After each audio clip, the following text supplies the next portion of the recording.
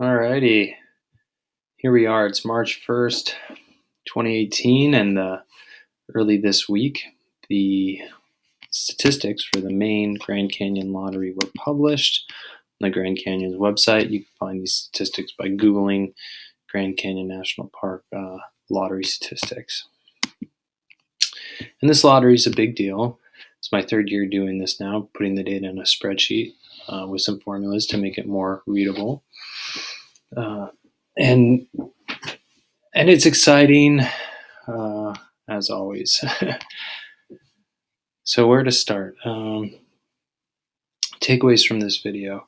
So after watching this, and this could turn into a couple part series because there's so much data in the Maine lottery.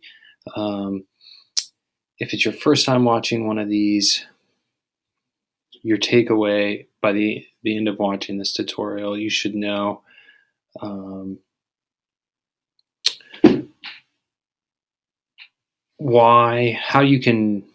you should know why you lost, because most people lose.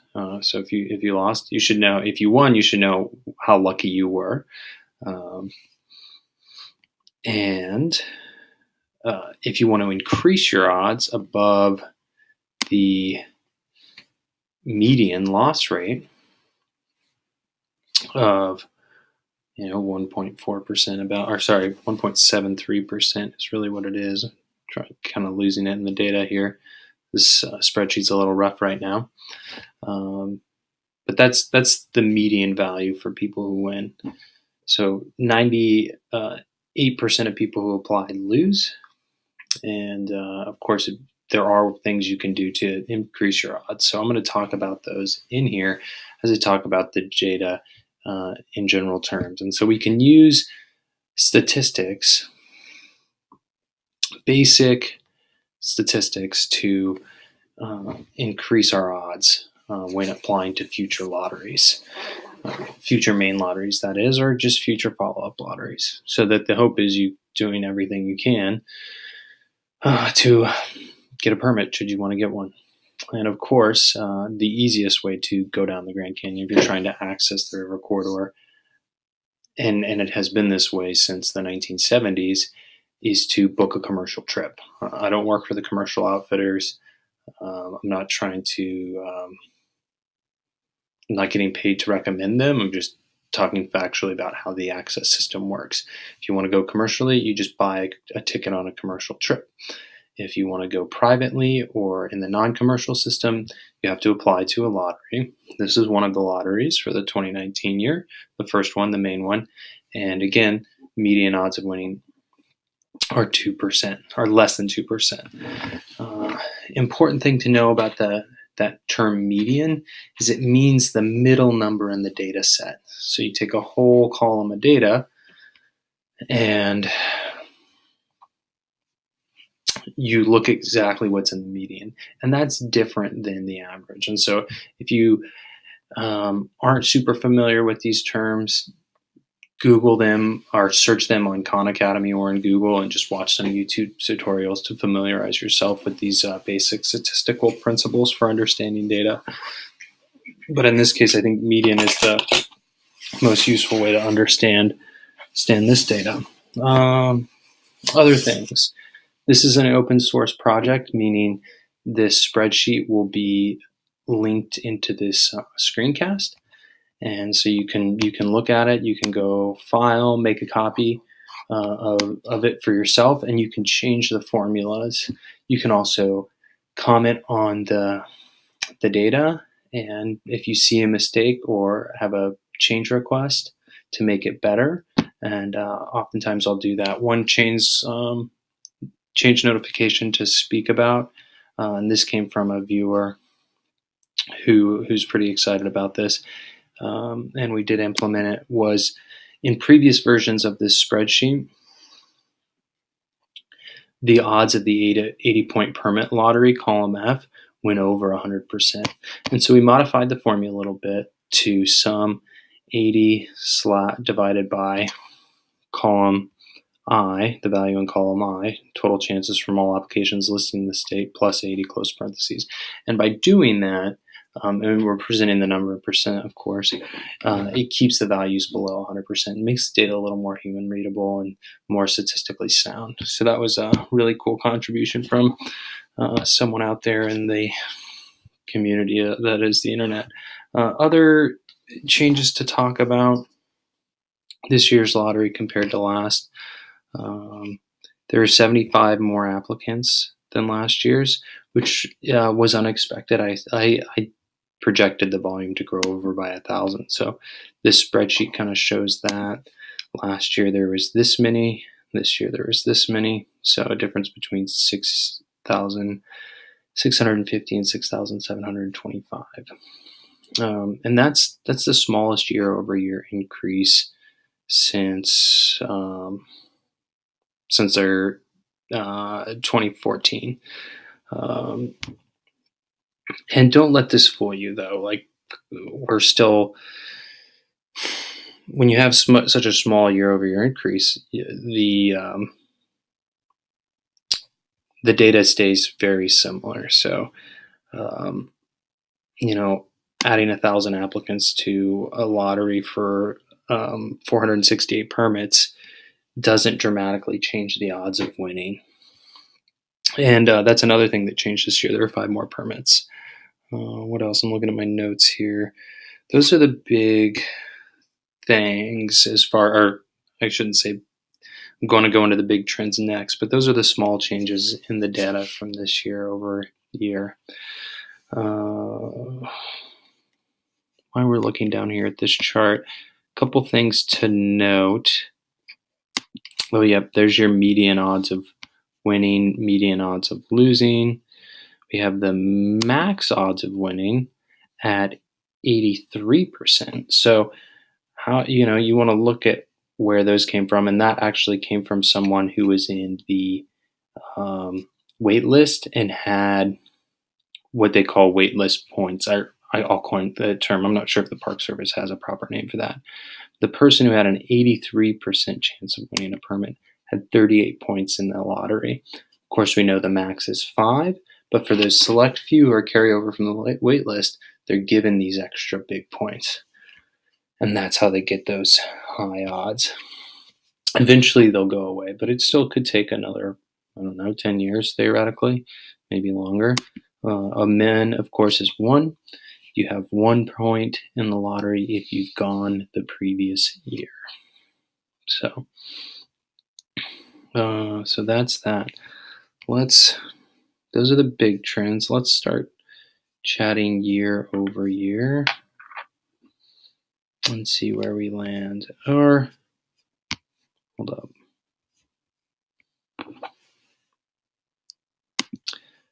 I want to look at 2 pieces of data first. So we know that the median number of applications listing any given date in these 468 launched opportunities is 72. So the average number of not average, median, most common, it's the middle, is 72. And then we have a mid of 2, and then a max of 459.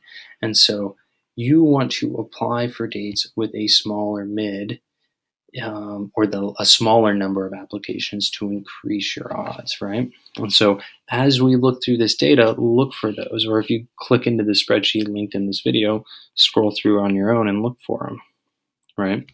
If you're trying to make it harder to win, well, apply to the dates in future lotteries that have higher numbers, right? So here we go. Let's quickly scan through and see if we can see those 2. Oh, here we go. November 27th. Typically, that's not too out of the ordinary if we're looking at this data, but I would expect it to be around Christmas. One thing to note is let's go and look for that 400. What was the number? The max number was 459. So let's see if we can find that 459. It's probably going to be in October or April. Oh, there it is. It's in September. Surprising it wasn't in October. maybe people didn't, October has surprisingly smaller volume this year in the main lottery. And I think people just are realize that their odds of winning it historically has had much higher volume. So it's an indicator people are looking at data. The second week of September, though, has always been popular. So no surprise there, seeing some of these application numbers in the 400s. Another thing that was surprising, if we go and start looking at the top, January 1st, 33 people applying for January 1st permit. That's atypical. That's an anomaly. If you look at some of my older spreadsheets, or you look at the data yourself, there are years where, there was a year where no one applied to January 1st. It might have been 2007 or 2008. I'm not sure off the top of my head. So it's interesting to see such high volume on the first of the year, and then you can see it quickly drop off as you get into the second week of January 2019. Right, you can see how the odds of winning change when as soon as you get into that, over 30, your odds of winning the permit with 5 points is 5%, right? And so you really have to get dates where the number of applications is. You have to be a 5-point person. You got to get these days where the number of applications is 5 or fewer, really. And if you do that, you can get your odds almost to 50-50, right? Like we can see on this January 11th date. So good job, whoever applied for that and won. Congratulations. If you maybe it was a win, but if that was strategy, good on you. Let's look at another one. This is a good example to look up next in the sequence. January 16th, 2019, 11 applicants. Of course, the person who won had 5 points, max possible, and that gives them an odds of winning of 20%. So again, nothing big here. These numbers should show you strategy and just how hard it is to access the river corridor through this system, right? As we go down into January, we can see that no other date had as much volume as the first, which is just, it's really interesting to me. That's an anomaly. I don't know how to explain that.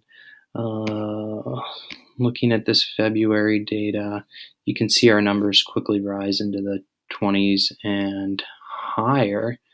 Late February is 97 applicants. And I think people are realizing that, this year we had this polar vortexing in February, so it was very cold in the Grand Canyon, but the last couple of years it's been really warm. So this is global warming. I think February is quickly becoming the new March. The data shows that it's still undiscovered, but it's still not January. If your odds of winning are still less than 10% for most states in February, even if you're a 5-point person. March, nothing too surprising here. One thing to note is there is you start to get these double standard size trips in March. And so if you're not aware of that, it's just something to keep in mind when you're applying for March dates in future years, is that they have a lot more availability because you have a lot more density. Basically, your odds of pulling a permit when there's 2 standard size permits available for every day in the month are double what they would be in a month like February when there's 1 standard size permit for every day of the month. And yet the application volume is still higher. You're seeing this range. It goes into the hundreds for sure. Lows in the 70s, I want to say. Yeah. And so then your odds of winning shrink down below that 2% mark, and in some cases below the 1% mark in the month of March. Here we go into April.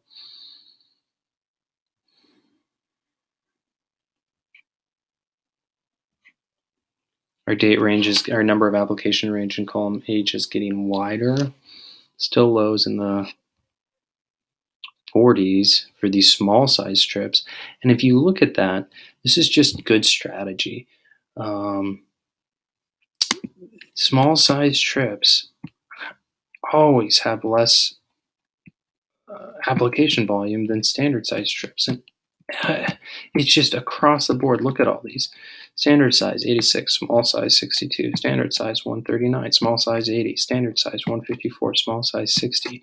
Get the idea? They're almost half. And so if you really want to get a permit, you can double your odds effectively, regardless of if you have 1 point or 5 points. You can double your odds if you apply for a small size trip. That means you can take eight people total, 7 people other than yourself.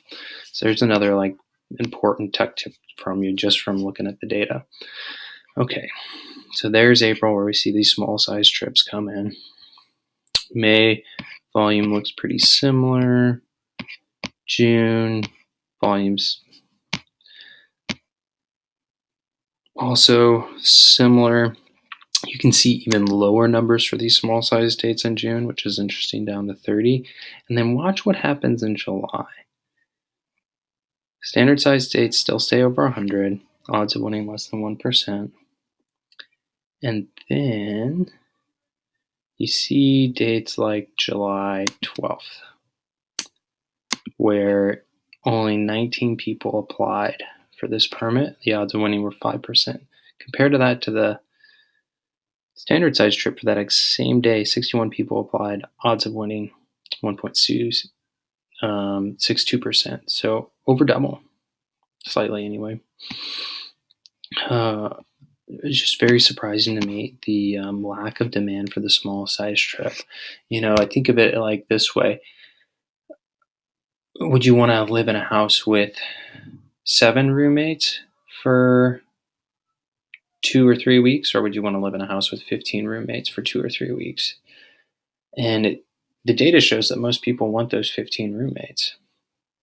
And I guess I've always been more of a guy who wants 7 roommates instead of 15. It's just easier when you have less people in the house. Maybe I'm wrong. I mean, the data definitely tells a different story. Okay, scrolling down into August. These are very hot days in the desert. I've done a July and August trip, and gotta have that umbrella. You can see the application volume in July, even for standard size trips, or in August, is low. People know it's hot, and then comes September 2nd, still hot. 209 people apply. Huge increase in volume. And we get into the fall where it's just a great time to be in the canyon. People know that. That's why these volumes are so high. One tangent to go on real quick is this column E, odds of winning. The average point had, we just average everything, all the numbers in column J, and input that there. This is a pretty good representation. The odds of winning in general, if you just look at column E versus the 80 points or the odds the permit actually had. So that's what we typically refer to.